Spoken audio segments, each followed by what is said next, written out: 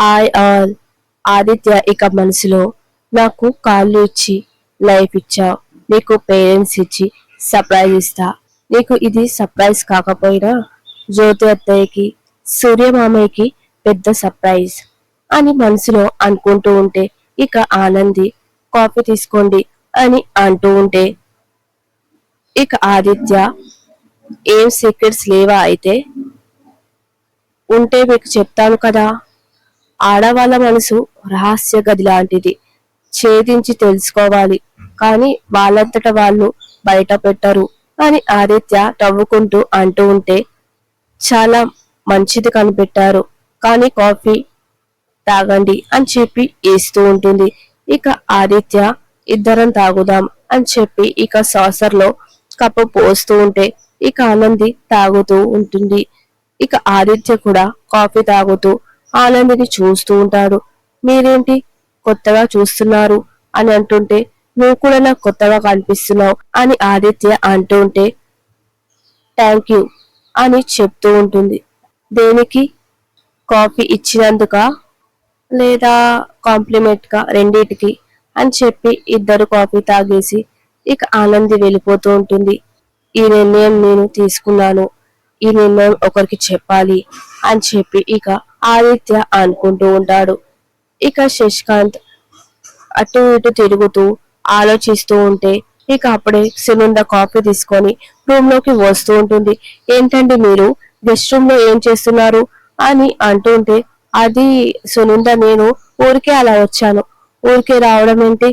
సరే కానీ ముందు ఈ కాఫీ తాగండి అని చెప్పి ఇస్తూ ఉంటుంది. ఇక అప్పుడే ఒక్కసారిగా కాల్ వస్తూ ఉంటే, ఇక శశికాంత్ టెన్షన్ పడిపోతూ చూస్తూ ఉంటాడు. మీకు కాల్ వస్తుందండి అని చెప్పి ఇక తీసి చూస్తూ ఉంటుంది. ఎవరో ఫ్రెండ్ అని చెప్పి అంటూ ఉంటుంది. ఇది పూర్ణి కాలే అని చెప్పి అనుకుంటూ ఉంటాడు. తీసుకోండి మాట్లాడండి అని అంటుంటే, మాట్లాడతాను. ఆ ఫ్రెండ్ అని చెప్పి అలా చూస్తున్నాడేంటి? ఫ్రెండ్ అని ఉంది కానీ ఏం పేరు చెప్పలేదు. అది కైలాసం అని చెప్పి ఇక శశికాంత్ అంటుంటే, సరే కాఫీ తాగుతూ మాట్లాడండి అని చెప్పి అంటూ ఉంటే, ఇక శశికాంత్ ఆలోచిస్తూ ఉంటాడు. అదేంటి అలా ఆలోచిస్తున్నారు? కాఫీ తాగుతూ మాట్లాడమని చెప్పాను కదా. అది నువ్వు కాఫీ తీసుకోలేదు కదా. ఇదిగో ఈ కాఫీ నువ్వు తీసుకో. ఏం అవసరం లేదు, మీరు కాఫీ తాగండి, నేను ఇంకో కాఫీ తీసుకుంటాను అని చెప్పి వెళ్తూ ఉంటే, ఇక అప్పుడే కాల్ ఆగిపోతూ ఉంటుంది. ఇక వెంటనే శశికాంత్ పూర్ణికి కాల్ చేస్తూ ఉంటాడు. ఇక పూర్ణిమ, ఇందాక మీరు బిజీగా ఉన్నారు కదా, అందుకే ఇప్పుడు చేశాను అని చెప్పి అంటుంటే, ఇక శశికాంత్ పూర్ణిమతో, చేటుగా నేనేమనుకుంటున్నానో విను. నేను నా కూతుర్ని చూడాలి, ఒక తండ్రిగా తనకు చేయాల్సినవి చేయాలి అని చెప్తూ ఉంటే, ఇక పూర్ణిమ, మీలో అంత ధైర్యం ఉందా అని అంటుంటే, లేదు, నాకంత ధైర్యం లేదు, నేను భయస్థుడిని, కొన్ని బంధాల కోసం కొన్ని బంధాలని వదిలేసుకున్నా స్వార్థపరుడిని అని చెప్పి అంటూ ఉంటే, మరి ఎందుకు కూతుర్ని చూడాలి, తండ్రిగా తనకు చేయాల్సినవి చేయాలి అంటారు? నేనుగానే చేయాలా? బాధ్యత ఎలాగైనా తీర్చుకోవచ్చు, దానివల్ల మీకు కొత్త కష్టాలు వస్తాయి, పర్వాలేదు, నేను భరిస్తాను. దానివల్ల మాకు కూడా కొన్ని ఇబ్బందులు వస్తాయి. ఇన్ని రోజులు నా వల్లే కదా మీకు ఇబ్బంది. ఇప్పుడు ఆ ఇబ్బంది లేకుండా నేను నా కూతుర్ని బాధ్యతగా చేయాల్సినవన్నీ చేస్తాను. ఎలా చేస్తారు? మీరు తనకు తండ్రిగా దగ్గరైతే, తనకు తండ్రి అంటే ఎలా ఉంటుందో తెలియదు, తండ్రి లాలన ఎలా ఉంటుందో తెలియదు. ఇప్పుడు తనకి ఈ విషయాలను చెప్పి తన పుట్టుక గురించి తెలిస్తే తను గిల్టీగా ఫీల్ అవుతుంది కదా. తండ్రిగా ఈ విషయం చెప్పను, మరి ఎలా చెప్తారు? నీ ఫ్రెండ్లా చెప్తాను, నీ ఫ్రెండ్లా తనకు దగ్గరవుతాను, దగ్గరవుతూనే తనకు అన్ని చేస్తాను అని చెప్పి అంటుంటే, సరే మీ ఇష్టం అని చెప్పి ఇక పూర్ణిమ అంటుంటే, నా కూతుర్ని నేను చూడాలి, ఈరోజే తనకు ఫోన్ చేసి ఎక్కడుందో అడుగు అని అంటుంటే, సరే నేను ఫోన్ చేసి చెప్తాను అని చెప్పి ఇక కాల్ కట్ చేస్తూ ఉంటుంది. ఇక మనసులో శశికాంత్, నా కూతుర్ని చూసి తనకు చేయాల్సినవన్నీ చేయాలి, ఒక తండ్రిలా తనకు ఏం చేయాలో చేస్తాను అని చెప్పి ఆనందపడుతూ ఉంటాడు. ఇక ఇక్కడ పద్మమ్మ సింహార్తులు ఆదిత్య కోసం వెయిట్ చేస్తూ ఉంటారు. అల్లుడు గారు మనని ఇక్కడెందుకు పిలిచారు, మాట్లాడాలంటే ఇంటికి రావచ్చు కదా అని సింహాద్రి అంటుంటే, ఇంటికి వచ్చేవాళ్ళు అయితే ఇంటి దగ్గరే మాట్లాడేవాళ్ళు కదా, ఇక్కడ పిలిచారు అంటే ఏదో మాట్లాడాలని పిలిచారు అని పద్మమ్మ అంటుంటే, నాకేదో గుబులుగా ఉంది పద్దాలు అని సింహాద్రి అంటుంటే, దేని గురించి అయ్యా, అది ఏదైనా గొడవ జరిగిందేమో, దాని గురించే మాట్లాడడానికి పిలిచారేమో అనిపిస్తుంది. నాకు ముందు తెలుసయ్యా, ఆ లేఖ్యని ఇంట్లో పెట్టుకోవద్దని ముందే అన్నాను, కానీ లాయర్ అమ్మే బలవంతంగా ఆ లేఖ్యని ఇంట్లో పెట్టుకుంది. ఇప్పుడు ఆ బిడ్డ గురించి ఎందుకే, అది చిన్నది కాదు, అది నంగనాచిది, అది ఏదైనా చేసి ఉంటుంది, అందుకే అల్లుడు గారు పిలుచుంటారు అని చెప్పి అంటుంటే, ఏమో అల్లుడు గారు మనల్ని ఎందుకు పిలిచారు ఏంటో, తెలియకుండా మనం ఇలా గొడవ పడడం ఎందుకే అని చెప్పి అంటుంటే, అప్పుడే ఆదిత్య వస్తూ ఉంటాడు. సారీ అత్తయ్య గారు, మామయ్య గారు లేట్ అయింది అని చెప్పి అంటూ, మీ ఆరోగ్యం ఎలా ఉంది అని చెప్పి అంటుంటే, ఇప్పుడు బానే ఉంది, బిడ్డ వచ్చి అన్నం తినిపించింది కాబట్టి పద్దాలు ఇలా ఉంది, లేదంటే ఇంకా ఇలా ఉండేదో అని చెప్పి సింహాద్రి అంటుంటే, మీకు ఆ రోజు చెప్పాను కదా అత్తయ్య గారు, మీరు దాని గురించి వదిలిపెట్టండి అని, మీరు మళ్ళీ దాని గురించి ఆలోచిస్తున్నారా అని అంటుంటే, మాట అయితే ఏడ్చిపెట్టినా కానీ బాధ అయితే అట్లనే ఉంది బాబు, అదైతే వదిలిపోదు కదా, కొంచెం బాధ అయితే అట్లనే ఉంటుంది కదా బాబు అని అంటుంటే, అది కూడా నిజమే, మీ బాధని పోగొట్టడానికి మీకు శుభవార్త చెప్పడానికి వచ్చాను అని అంటుంటే, ఏంటి బాబు ఆ శుభవార్త, వచ్చే బర్త్డేకి ఆనందికి విలువైన కానుక ఇద్దామనుకుంటున్నాను. విలువైన కానుకనా, ఏంటిది బాబు, ఆడపిల్ల జీవితంలో విలువైన కానుక అంటే ఏముంటుంది, ఫస్ట్ వాళ్ళ తల్లిదండ్రులు ఉంటారు, అంటే మీరు, మీకంటే ఎక్కువ వాళ్ళ కన్న తల్లిదండ్రులు ఉంటారు, అదే నేను ఆనందికి ఇవ్వాలనుకుంటున్నాను. అంటే బాబు మీకు తల్లిదండ్రులు ఎవరో తెలుసా అని ఆనందపడుతూ ఇద్దరు అంటుంటే, అవును, ఆ ఆ విషయం నేను ఆ రోజు చెప్తాను, ఆ నుండి బర్త్డే రోజే ఈ విషయం నేను చెప్తాను, ఇప్పుడు నేను ఎవరికి చెప్పను, మీతో కూడా ఆ రోజు చెప్తాను అని చెప్పి అంటుంటే, అవునా బాబు, ఇంతకంటే సంతోషం ఏముంటుంది బాబు, మీరు అలానే చెయ్యండి, ఈ విషయం మీరు ఎవరికి చెప్పకండి, ఆనంద్ కూడా ఈ విషయం తెలియకూడదు అని చెప్పి అంటుంటే, సరే బాబు గట్లని చెయ్యి, మీ విషయం ఎవరికి చెప్పము అని సింహాద్రి అంటూ ఉంటాడు. ఇక గుడిలో చైత్ర కొబ్బరికాయ కొడుతూ ఉంటే అప్పుడే పూర్ణిమ ఫోన్ చేస్తూ ఉంటుంది.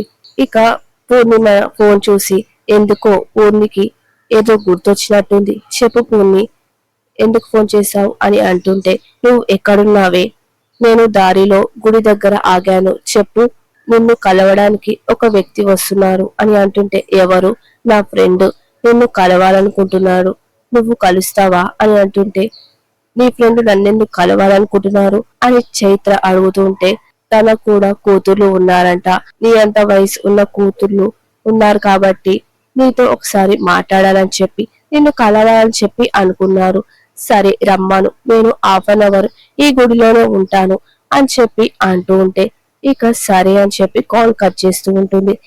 ఇక పూర్ణిమ శశికాంత్ తో, ఏవండి, నా కూతురు గుడిలో ఉందంట, మీరు అక్కడికే రండి, నేను చూపిస్తాను, నేను కూడా వస్తున్నాను అని చెప్పి అంటుంటే, ఇక ఆనందపడుతూ శశికాంత్ గుడికి వెళ్తూ ఉంటాడు.